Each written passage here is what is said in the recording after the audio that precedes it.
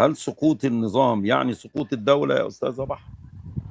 لا طبعا، ده القصير ده اللي هيسكتها، وطول ما هو موجود هيسكت اصلا. الدولة اتدمرت والشباب اتدمرت، هيسكت ايه اكتر من كده؟ الدولة باظت وخربت خلاص بسبب القصير ابن هتسكت ايه اكتر من كده يعني؟ يعني بالله عليك ما تطلع اللجان وتحرق دمنا بشوية اللي معلش، ما بيطلعوا دول هو والعيال ما الصغيرة هو اللي انتوا عشان بيطلعوا. تعرفوا مين عدوكم، الناس اللي بتقول اصل هو ده عدوكم ما عندهمش حاجه.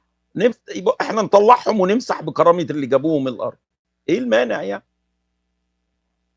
ان بحس ان هم بيتغذوا على التهزيق، مش عارفة ليه بصراحة يعني. بتحسي ده تحس ان هم هم كلهم هم كده. متربيين على كده؟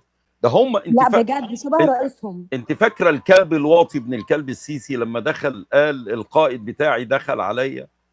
هو كان ايه؟ كان قائد المنطقه الغربيه، ولقى دبوس في الاستيكه، فبيقول جاي على مكتبي والاستيكه استيكتي والدبوس دبوسي، وبيقول ايه؟ مين النتن اللي حط الدبوس في الاستيكه؟ قال له انا يا فندم. الكلب اللي بيقعد حاطط ايده ما يعني بين رجله هو كده في قبل الدولاب شبه كانه قاعد عند سايبه. قبل ان عنان يقول له يا نتن، وعادي. عندي ولاد فوزيه عادي، لو هتاخد امه تركبيها هيقول لك وماله خديها. ما هي امهاتهم بتنزل ترقص في اللجان وهم رقاصين، وامهاتهم رقاصين. اخبار الناس ايه؟ انت ماذا كمواطنه مصريه ماذا تستشعري من الناس في مصر دلوقتي؟ الناس خلاص جابت اخرها، الناس خلاص بتكلم نفسها في الشوارع، الناس بجد ماشيه بتكلم نفسها في الشارع، بتكلم نفسها. الناس بيوتها اتهدت واترموا في الشوارع، الدنيا غاليه، مفيش حد عارف يصرف، مفيش. الناس تشوف الرجاله كده يصعبوا عليك، الرجاله مش عارفه يعني، ما فيش بقى حد يتجوز ويفتح بيت والكلام ده. لا طبعا مفيش دلوقتي حد يعرف يتجوز ويفتح بيت. الرجاله اللي فاتحه بيوت تعالى اتفرج على مناظرها عامله ازاي، تصعب عليك. يعني لما اب عياله يطلبوا منه حاجه مش عارفين مش عارف يجيبها لهم، مش عارف يروح البيت بلقمه، مش عارف يصرف عليهم، مش عارف يعمل ده كل ده. مش كسرة للراجل وقهر للرجال. بنشوف كسرة الرجالة في عيونها كده. بعض الامهات كانت بتاخد عيالها وهي نازله تجيب الخضار، راح السوبر ماركت، راح تجيب رز، تجيب. دلوقتي ما بتاخدش العيال، بتخاف ان ابنها يشبط في حاجه، اجيبها له منين؟ ده جيبها لو له هي اصلا عارفة تنزل السوق تجيب حاجة. كمان. ده الواحد بيمشي يومه كده بالعافية، تنزل تجيب ربع كيلو طماطم ونص كيلو بطاطس عشان تعرف تنزل. مفيش دلوقتي شبه الاول الناس تنزل في الشارع تتسوق وتجيب اللي هي عايزاه والكلام ده. مفيش الكلام ده. لا حول ولا قوه الا بالله. والله الناس حالها مش قادرة اوصف لك.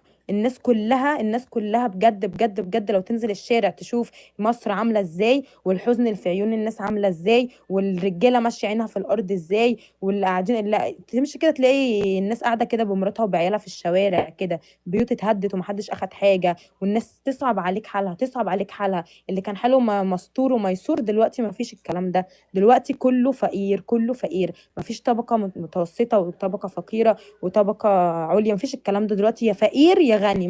مفيش متوسطة دي خالص.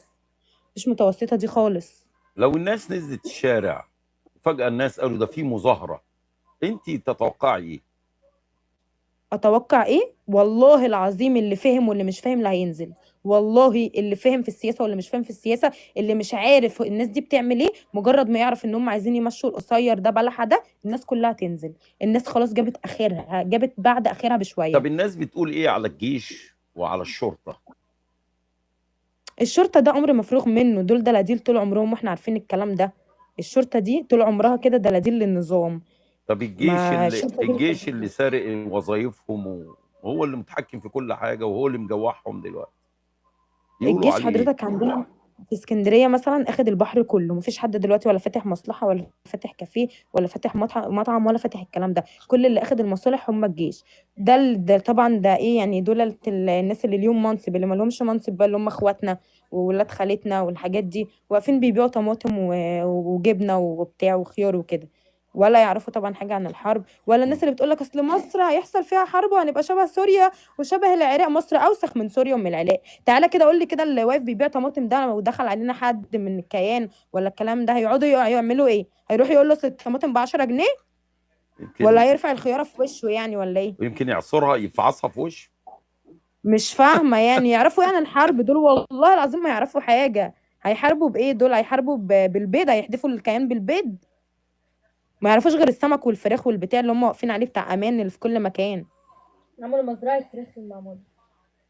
هم ده اللي فالحين فيه، بس الفراخ والبتاع والخيار وامان ايه العبط ده، ايه العبط والهبل ده؟ يعني انت لو صحيتي من النوم ولقيت الثوره قامت وقال لك تم حل الجيش عشان ننشئ جيش وطني وحل الشرطه والنيابات والقضاء، هل هتتحملي ذلك؟ توافقي على كده؟ اه طبعا اتحمل ذلك، طبعا اتحمل. احنا هنتحمله ايه اكتر من اللي احنا متحملينه يعني؟ هنتحمل ايه اكتر من اللي احنا متحملينه؟ مش فاهمه يعني بيوتنا اتهدت والدنيا باظت معانا، ومفيش حد لاقي ياكل ولا تعليم ولا صحه، وادخل مستشفى اتعامل شبه يعني المستشفى عاديه، يعني مش اللي هو مستشفى شبه الناس كلها بتروحها. تلاقي جيبي لي ما اعرفش ايه من بره، الاقي واحد ملوش لازمه ملوش لازمه واقف لي امن يكلمني يقول لي ما اعرفش روحي اعملي ايه واقعدي هنا، واحد بس اللي يخش مع الحاله ويكلمنا بطريقه واسلوبه. زائد ان الابره والقطنه نجيبها من بره. المستلزمات كلها بيجيبوها من بره. طب يبقى لازمتها ايه المستشفى؟ إيه المستشفى دي فاتحه ليه؟ كده عشان ما ينفعش طبعا يبقى المستشفى تقفل وهو يبني قصور. وطبعا بتدفعوا تذكره ولا بتخشوا ببلاش؟ ب50 جنيه تذكره بتاعت الحكومه دي 50 عشان ادخل، جنيه بس واحد ملوش لازمه. ما اعرفش اصلا ده دكتور ولا بقى دكتور بهايم ده اللي جاي يكشف عليا ده. ما اعرفش ده مين اصلا اللي جاي يعني يكشف كمان عليا. بتدفعوا فلوس؟ يعني ما فيش ايوه اي طبعا. خدمات بتقدم هناك وبتدفعوا فلوس؟ بيجيبوا لا معاكم لا لا لا الشاش والميكروكروم والسرنجه والخياطه وكل حاجه؟ لا لا، ما فيش ولازم الكلام ده. تلفزيون تلفزيون اه تلفزيون طبعا لازم تدي لده فلوس وده فلوس وده فلوس عشان تعرف عشان تدخل تعرف تخش المستشفى. مثلا. مفيش الكلام ده. لو رايح بحالة تسمم مثلا ولا حاجة، وده دي حصل ماما معايا كانت انا بتعمل عملية، حاطين اكتر من 2000 جنيه للممرضين بس. كل شويه هاتي هاتي هاتي عشان نساعدها، ما انا مش هسيبها لوحدها، ما انا مش عارفه ايه. واحنا وشايفينها اطفال، يعني شايفينها احنا اللي مع ماما. انا 15 سنه وهي مش عارفه كام سنه، 20 سنه. اطفال بتطلب مننا. ويا كده يا خلاص مفيش حد يقعد معاها، محدش هيرعاها ومحدش هيعمل وبتاع. يا اللي طلعوا بره. ده بجد يعني. أه هقول لك ايه، بس انا يعني احد المرضى اللي يخصوني عرفت من ناس هم يعني انه الميه بيتحاسبوا، كانوا في القصر العيني الفرنساوي بفلوس، فبيحاسبوهم على كل حاجة ميه في 3 ازايز ميه في اليوم.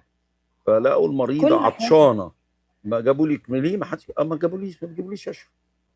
فتيجي حد من اهلها هاتوا ازاز عشان ميتها، ما هي دافعه فلوس الميه، فلازم حد من الاهل يجي عشان تديها 20 جنيه، تديها 10 جنيه، تديها 100 جنيه يعني، وسايبين ده المريض طبيعي. عطشان وهو دافع ثمن الميه. يعني ثمن الميه اللي بيشربها في غرفه الانعاش هو، او اللي في العنايه المركزه هو دافع ثمنها.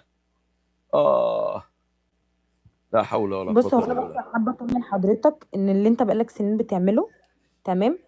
دلوقتي بجد بجد بجد اكتر وقت تعرف فيه ان الناس كلها اللي كان مثلا من سنه ولا من سنتين محايد، هو دلوقتي بيكره حاجه اسمها السيسي. وان الناس كلها خلاص جابت اخرها، وان اللي كانت الدنيا مستوره معاه شويه وكانت حياته ماشيه شويه، هو دلوقتي جايب اخره ومش عارف ولا ياكل ولا يشرب ولا عارف يعمل اي حاجه في حياته. دلوقتي في الوقت اللي احنا فيه ده، لو طلع عيل صغير هتف في الشارع، قسما بالله الناس كلها اللي تمشي في الشوارع تنزل وراه. دلوقتي مصر خلاص جابت اخرها جابت اخرها. الناس بيتفرجوا على احنا خلاص البثات بتاعتنا دلوقتي دي ولا؟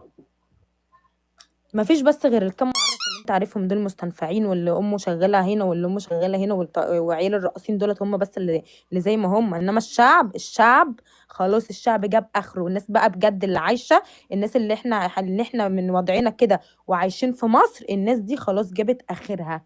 الناس دي خلاص جابت اخرها صدقني والله. تحياتي ويمكن ليك ده يا اكتر وقت الناس كلها عارفه فيه ان خلاص كده مفيش. افتح كده التيك توك مثلا ولا اي ابلكيشن تمام، هتلاقي الناس كلها بتتكلم. كام واحد طبعا تبع اللجان طلع جايب صوره السيسي ومش عارف ايه وكده. الرعب باين عليهم، كل حاجه خلاص باينه، باين الخوف وباين الرعب، وهم عارفين ومتاكدين. لما راح بلح قعد مع نتنياهو قال له ان انا عايز لو قامت ثوره عليا اعمل ايه وبتاع، هو عارف ومتاكد ان خلاص دي اخرته. هو بيجيب اخره، ودي حلاوه روح قسما بالله. وهو هيفضل يطبش ويعمل في حاجات عبيطه اكتر من اللي هو بيعملها كده، عشان دي كلها حلاوه روح. هو كده خلاص بيجيب اخره وعارف ان احنا خلاص فهمنا كل حاجه. تحياتنا ليك يا ست الناس. هانت. حبيبي يا مبارك.